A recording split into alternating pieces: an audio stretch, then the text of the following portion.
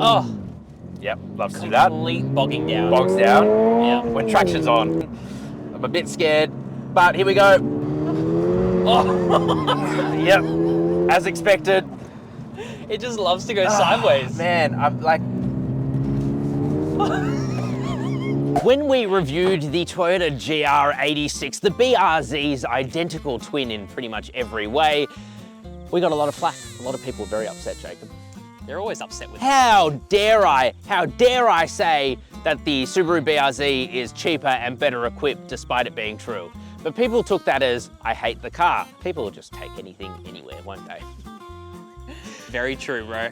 I've had a bit of a rethink though, because after I reviewed the Suzuki Ignis a couple of weeks ago, that car has gone up from about $17,000 in the space of about 5 or 7 years or something. It's almost doubled in price. So really trying to get yourself any sort of cheap new sports car is pretty much completely unattainable. Except it's not, because the BRZ is one of those cars that provides rear-wheel drive, fun, thrills, while also not completely breaking the bank, although it is still kind of expensive. This one here will set you back about 41,500 Australian dollars before on-road costs. Bloody hell. Yeah, look, it's not the cheapest car in the world, but it's actually okay. In today's review, we're gonna show you the exterior, the interior, what are the key differences between the BRZ and the GR86, or is it BRZ? Someone's gonna let me know in the comments. You American.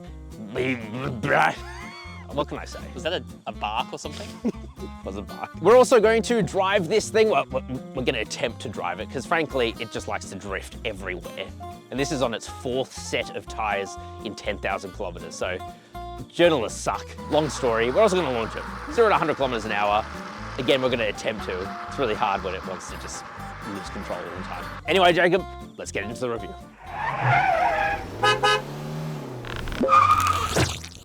So on the exterior, what's different between this and a GR86, which I'm actually testing at the same time just so I can make sure I'm getting everything right?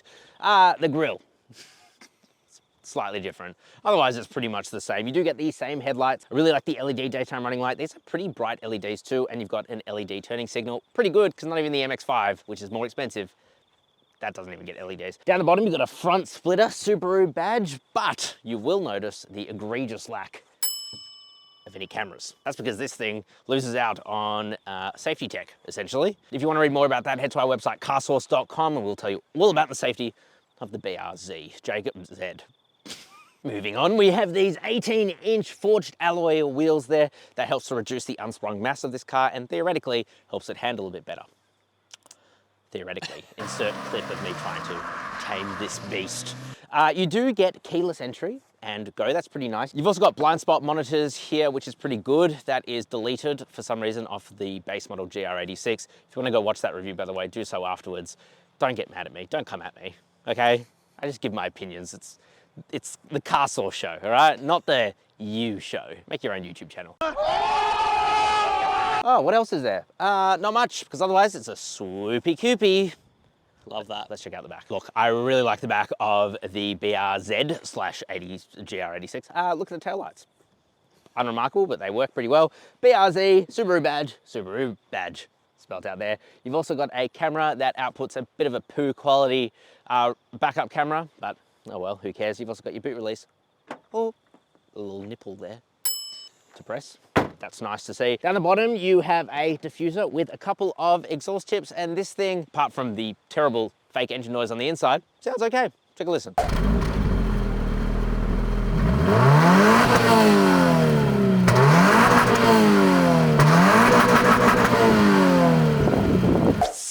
It's Matt here, a bit later in the day. Forgot to say that we partnered with Driva, a finance company. We can get you the absolute best financing deals. You can get a $150 fuel card while also getting the absolute best financing rates. I mean, I guess you don't want that, right? Wait, carsauce.com/finance.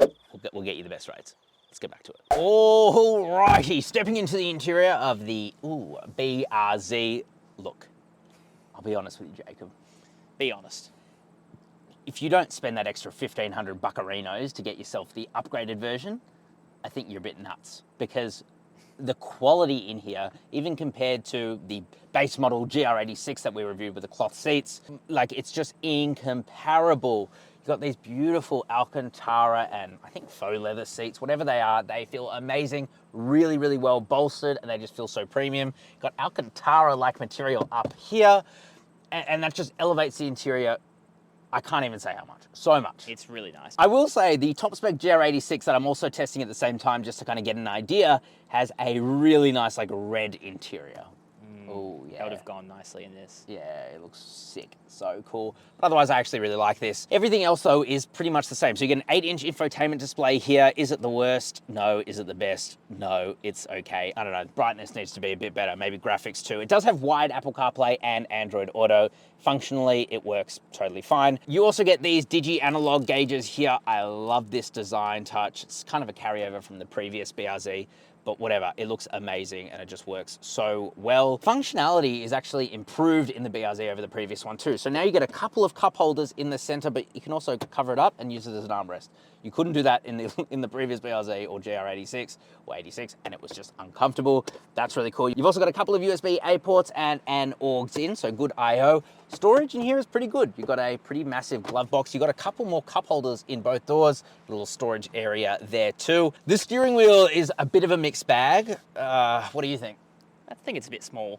It is a little bit small, but I guess this is a small car. The buttons don't feel amazing, but they at least let you cycle through all of the different menus in here. The one thing that it won't let you do though, is it won't let you set your adaptive cruise control or lane centering or any of those driver aid functions, which people in the comments are gonna be like, oh, I don't need that. If you need that, you need to go back to driving school. No, you numbnuts. It's easier to live with, right? When the car's driving itself in bumper-to-bumper traffic.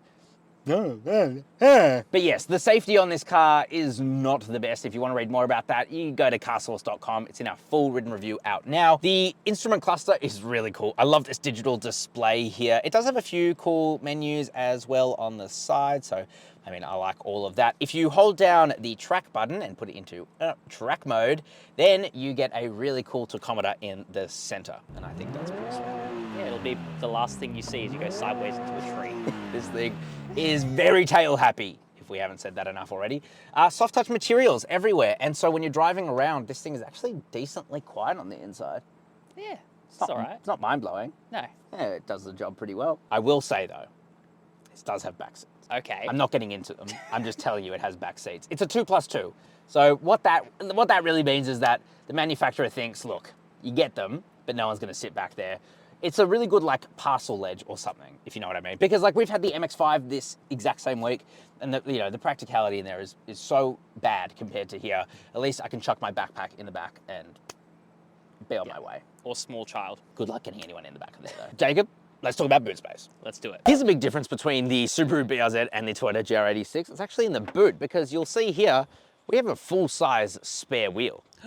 That's actually pretty damn impressive. You get a tire inflation kit on the Toyota GR86. So look, that does eat into a little bit of boot space. You get about 201 litres. It's also slightly raised, but there's actually still plenty of room. Like, it's quite surprising. You can also put down the back seats and get even more room. So Jacob, I'm impressed by the practicality of this. It's good enough. Good enough. Let's talk about the engine. Mechanically speaking, the BRZ is actually better on paper anyway than a GR86. But what it does share is this engine. The engine has been increased in capacity from 2 litres to 2.4 litres. It's essentially using the same engine as a WRX without the turbo. This thing is naturally aspirated, but it also has Toyota's D4S system. You know what S stands for, Jacob? Sexy. Superior. Oh. But it should stand for sexy. It essentially means that it has direct and port fuel injection. It is mated to a 6-speed manual transmission. An automatic is available, but you'll be paying about $3,500 extra for it. And although you do get the full safety suite, so that's a bit of a shame. But anyway, carsauce.com if you want to read more about that. But if you want to have more fun, the manual is certainly the way to go. Of course, it is rear-wheel drive, and all that power is sent through a limited slip differential. But what is different between this and a GR86? Well, the biggest difference is in the suspension, especially up front. So whereas the GR86 uses a lot of steel components up front, this uses a lot more aluminium. Aluminium is lighter, and it's only a few kilos of difference, but that few kilos does make quite a bit of difference. It's also got different dampers, it's also got different springs. The sway bar on the BRZ is mounted to the unibody, whereas on the GR86 it's actually mounted to the subframe. And then the GR86 actually has carryover suspension for the rear, whereas the BRZ has a slightly redesigned rear suspension. So what that really translates to is that this is better when you're kind of taking it through its 10/10ths. It's a bit more, I suppose, agile, it's a bit more direct, whereas the GR86 is just a bit heavier, and so it's more comfortable, but at the expense of also being a bit more tail happy. But some people absolutely love that, and I've really experienced that driving the GR86. You turn a corner in that thing, if you put your foot down, Jacob, you're gonna lose the rear end. Same as this though, and what better way to show that than by launching it. Okay. All right, so now we're gonna launch the BRZ. It is a wet day and this thing loves to spin its wheels, so why don't we just turn off traction? You know, that's the Counterintuitive, but thing it to makes do. sense. No, otherwise it really does bog down. It does. Fist me good. Let's launch it. Fisted the roof as well. Come on, come on, baby. Get it under control, Matt. I'm trying. I'm really trying.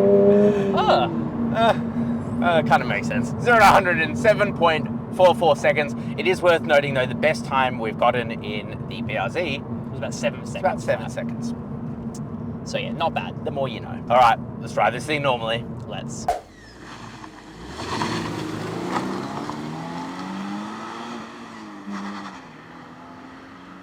Alrighty, bro. Driving. Driving or drifting? The Subaru BRZ. Don't you just love this very real engine sound? It's so real, man. It's about as real as Kim Kardashian's you know what. Why can't they just let us turn it off?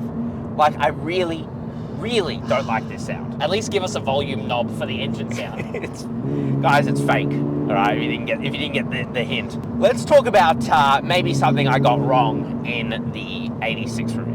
What did you get wrong? It's a cheap sports car, man. The Suzuki Ignis that we recently reviewed was $27,000. Now that's a cheap sports car. This is like 45, right? Or it starts at, you get into them in the mid to low 40s. Like, yeah, it makes sense to me now. I think when you really think of it like that, considering inflation and cost of living and everything, if you want a cheap sports car, that's a 6-speed manual, rear-wheel drive, high revving. What else do you get? It's this or the Mazda MX-5. Yep. There's not many options out there, unfortunately. Which is quite funny considering that we have just done a comparison between those two cars. Now, because I haven't had time to compare this to its identical twin, the GR86, what I can say is that I actually prefer the way that this thing drives. I'm driving the GR86 as we speak this week. It's not going to be in a review, but I really wanted to kind of baseline myself against it. And there is a pretty noticeable difference, mainly in how it handles. Now, the GR86 and the BRZ, both of these cars are very tail happy. They will very quickly drift around a corner. You have to be really careful. But the BRZ uses a lot of aluminium suspension components up front. It's also got revised damper settings and suspension settings in general. And it's barely noticeable, but it's still noticeable. And GR86, it uses a lot more steel components, which is heavier and not really quite as good. I can see you holding on for dear life. Don't worry, I'm gonna try and be pretty careful, Jacob. I'm scared. But it just feels just that little bit sharper on the road. Although, to be fair, if you're gonna be tracking any of these cars, you're gonna be doing suspension upgrades to them anyway. Oh yeah. Because that's just how they be. Look, Oh. one of the reasons that it's a bit tail happy is that it doesn't have perfect weight distribution. It's almost perfect, or near perfect, as they say, 53-47 towards the front. And so the back end just loves to come out, and you're about to see that. You're about to see that. But before we get into our saucy corner accidental drifting, let's quickly talk about the steering weight and feel. It does just feel super analog, really nice. It's got like a really good weighting to it. There's no drive modes. Well, there kind of is. You can put it into track mode, Which just turns the turns the traction off and gives you a really cool tack in the center. But it also means that this thing will just spin its wheels for days. But let's take it off.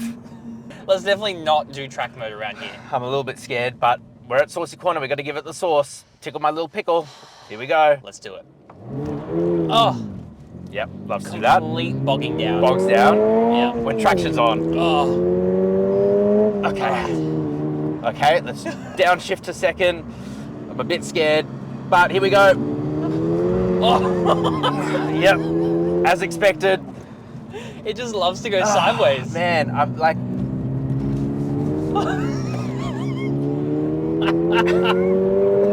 That is raucous. Look, it's a lot of fun, and like Yeah. you're not going to get that kind of sideways action in like an i30N or any front-wheel drive hot hatch. So I get it. I get the appeal. I still think that the 6-speed manual is the way to go, even though with the automatic you get all of the self-driving features. Oh, good night. Camera's gone to sleep. Okay. And the 6-speed automatic, you know, it's easier to live with, but it is just like, it's not the pairing for this car. You know what I mean? No, definitely not. You definitely got to get the manual on this car, but it just sucks that you get no safety assistance really at all. Absolutely ridiculous. It's even worse in the GR86. Yeah. And this is priced at a better price. So, And look, I know we're going to get a million comments saying, I don't want safety assistance. I want an analog driving feel. Yeah, that's them. We're sick of hearing it, all right? Just chill out. Just shut up. God, I haven't heard that from Jacob before. Sorry. I think I'm scared. All right, friend. Shall we get into our final thoughts? All right. Okay, so final thoughts on the Subaru BRZ. Is it better than a GR86? I can't tell the difference. That's exactly right. You're not really going to tell the difference, and let's be honest, you're going to modify the snot out of this thing if you do want to take this thing on the track or whatever. Look, it's better than a GR86 in the sense that it's cheaper for the exact same car. So in that sense, of course it is. Supply is still limited of these things, but I think I might have changed my mind a little bit because frankly, you know, cars aren't cheap anymore. They're really not. And if you want something that's cheap-ish for a sports car, this does it pretty well. Although the Mazda MX-5 is a really strong competitor for this, and we are doing a comparison that's either out now or it's coming out in a few days. So make sure you subscribe to the channel so you can see when that comes out. But let us know what you guys think down in the comment section below. Would you buy a Subaru BRZ or would you buy a Toyota GR86 or MX-5 or none of them? You can share this video with a friend just below that like button. Click over there if you want to watch our Toyota GR86 review, and over there is our MX-5/BRZ comparison, at least when it comes out, and over there is our finance. Jacob, ciao for now. Bye-bye.